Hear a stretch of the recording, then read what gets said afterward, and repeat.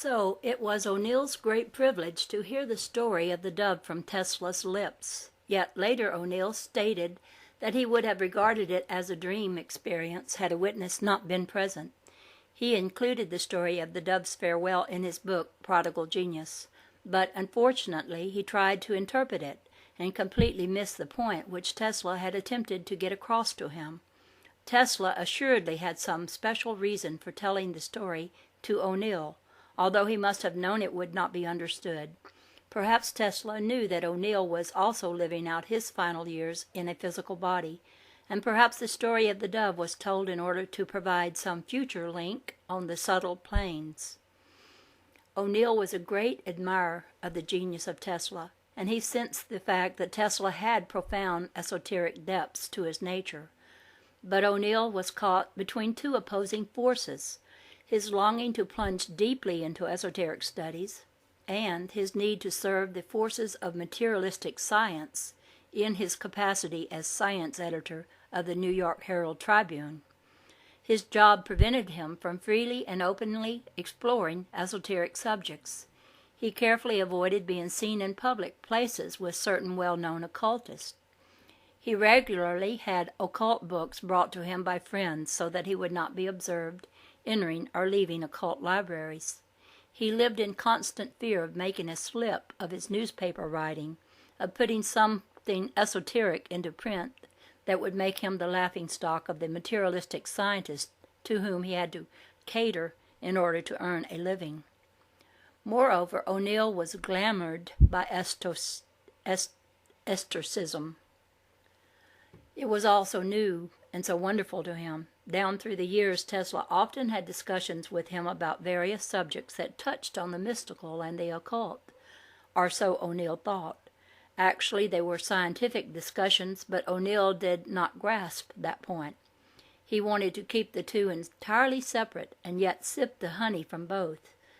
Tesla repeatedly pulled O'Neill down abruptly from his mystical clouds of glamour, pinning him firmly to earth.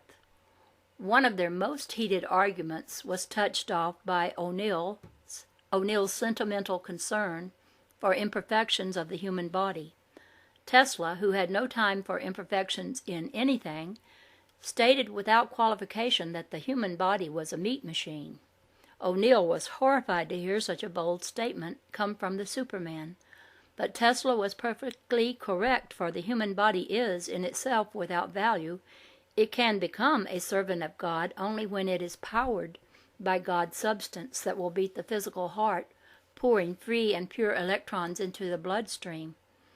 In Prodigal Genius, O'Neill relates some extremely revealing points which were covered in his discussion with Tesla on the meat machine topic. As a rule, persons who are glamoured emotionally, but who are at the same time intellectuals, have the good taste and the judgment to refrain from obvious negativity in their statements. O'Neill did not dwell unduly on the negative aspect of the meat machine theory.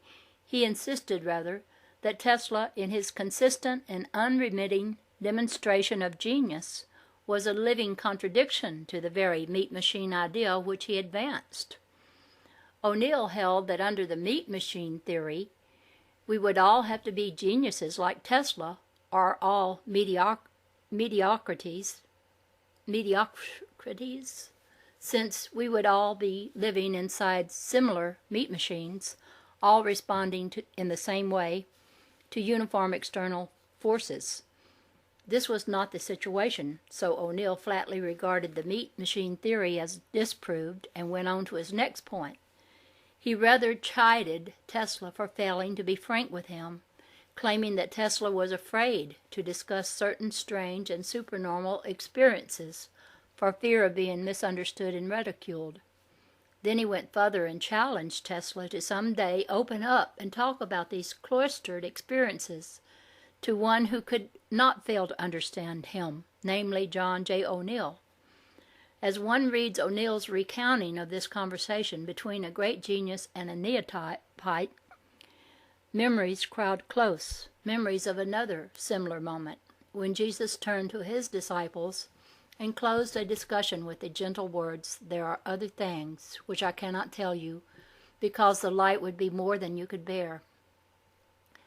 Tesla knew that a great unquenchable thirst for truth was physically consuming O'Neill because his atomic structure, clogged with astral debris, could not stand the light. The meat machine in which O'Neill was living stubbornly refused the concentrated diet of illumination that Tesla was able and willing to offer. Tesla could not get his lighted words through the coarse vibrations of the meat machine, and thereby release the inner splendor of the threefold flame imprisoned within O'Neill's heart. Had he been able to do so, the flame from within would have provided O'Neill with its external sustenance. The greatest gift of compassion that Tesla could offer to his beleaguered pupil was withdrawal of the tremendous stimulation induced by these verbal discussions. O'Neill says that he did not see Tesla for a long time after the meat machine episode, but when they did talk together again, Tesla made a statement which, had it not been so subtle, so carefully couched in vibrant words of compassionate, loving understanding, pulsing with the very essence of truth, might have filled O'Neill with overwhelming discouragement. But the gentle Tesla knew the innermost heart of his earnest, striving Chela, a thirst for truth in a barren wasteland of materialistic science. Confidently, Tesla said, "Mr. O'Neill, you understand me better than anyone else in the world." O'Neill grasped this crumb of comfort and cherished it in sheer ecstasy. He never even suspected that he had been tested and had failed. He did not catch even a hint of the correct meaning of Tesla's pronouncement. He lived out the last glamoured years of his life without ever knowing that Tesla had finalized an evaluation of a pupil who, after long personal exposure to some of the highest teachings ever offered in the outer world, had in the end turned from the powerful brilliance of an illumination he could not bear. Like so many others who stand in the valley of decision, gazing at the distant peaks, O'Neill turned back once again, back toward the familiar shadows, vainly seeking in outer darkness to discover and to understand the light that lighted the loving heart of his great teacher. O'Neill, like all materialists who dread to face facts, had a way of reversing higher truths. He claimed that he was the one with occult understanding, and that Tesla was the materialist, thus freeing himself from any obligation to listen to Tesla with serious intent and an open mind. When Tesla told him the story of the dove, O'Neill jumped to the conclusion that Tesla was a frustrated romanticist. O'Neill could not find any suitable explanation for the great beams of dazzling light that came from the eyes of the dove during the farewell, so he just mentioned the incident and ignored its meaning. Later, when he wrote Prodigal Genius, he related the story in a manner which indicated he had entirely missed its profundity. He even went so far as to state it was Tesla who did not understand the symbolism of the dove. As the years passed, and as O'Neill's book was read more and more widely, the story of the dove's farewell became almost a source of embarrassment in many quarters. Many of the more materialistic scientists privately expressed the opinion that Tesla should have stuck to his laboratory and not messed around with pigeons, especially one certain pigeon. It was even suggested that Tesla had fabricated the story and was just having fun in relating it to O'Neill. But in 1956, many electrical engineering groups in the United States prepared to honor Tesla by observing the 100th anniversary of his birth. The white dove chose this occasion to prove herself. One evening, an anniversary committee member was in the home preparing some publicity for the forthcoming Tesla observance. Suddenly, he was startled by an object alighting on a windowsill near him. As he looked at it, he realized that it was Tesla's dove.